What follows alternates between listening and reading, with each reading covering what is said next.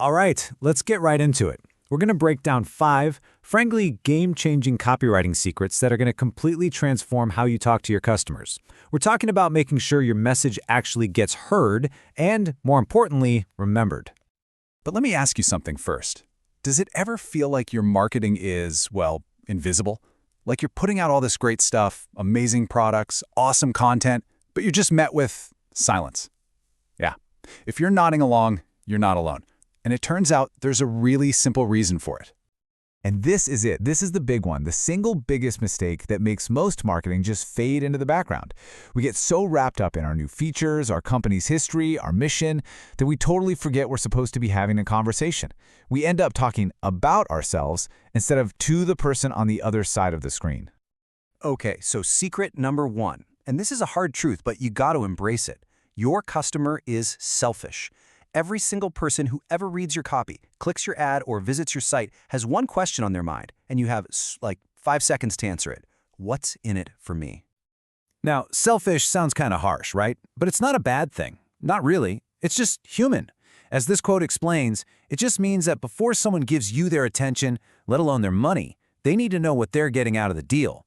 Your copy has to appeal to their self-interest above all else. And this is so important to understand. Your job isn't to create motivation out of thin air. You can't.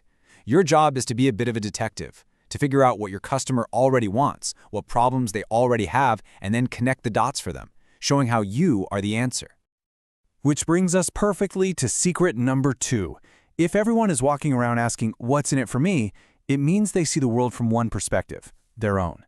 They are the main character, the hero of their story. Your company? Sorry, but you're just a supporting character at best. You know, think of the most boring person at a party. It's the person who just talks about themselves, right? I did this, my job is this, I'm so great. It's the same thing with marketing. Look at this. The we-focused column is that boring person. It's a monologue. But look at the right side. It's all about you. Suddenly the customer is the hero, and your product is the tool that helps them win. It's so much more engaging. So, if we're supposed to use you way more than we, is there like a perfect balance, a secret formula that flips the switch in a reader's brain from I'm being sold to wow, they get me? Well, funny you should ask. There it is, 2.7 to 1. Just let that sink in for a second. This isn't some random number pulled out of a hat. This is what you could call a magic ratio for genuine connection. So what does it mean? Well, somebody actually analyzed a super successful classic ad and found this was the precise ratio. For every one time they said I or we, they said you or your almost 3 times. It's a simple rule of thumb aimed for 2 to 3 yous for every we. It forces you to keep the focus right where it belongs, on them. All right, moving on to secret number 4. And this one is a pet peeve of mine. We have to stop using lazy, vague corporate jargon. And the absolute worst offender of them all is the word solutions. I mean, come on, look at this list. A bra solution? Has anyone in human history ever said, "Oh, I really need to pop out and buy a new bra solution"? No, you buy a bra. Or drinking water solutions. It's called water. This kind of language is completely meaningless and creates zero connection. This quote just hits the nail on the head.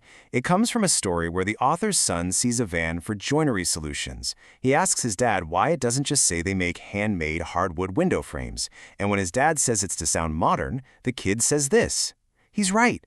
The specifics are what make you special. The jargon just makes you blend in. And that leads us to the final secret, which might just be the most important one of all. You need to write like a human being. Your copy shouldn't pass a boardroom test. It needs to pass the bar test. As in, would you actually say these words to a friend at a bar? If the answer is no, you need to rewrite it. It's really that simple. Ditch the stiff, overly formal tone we think sounds professional. It doesn't. It sounds robotic. Use contractions. Use simple words. Write like you're talking to a friend.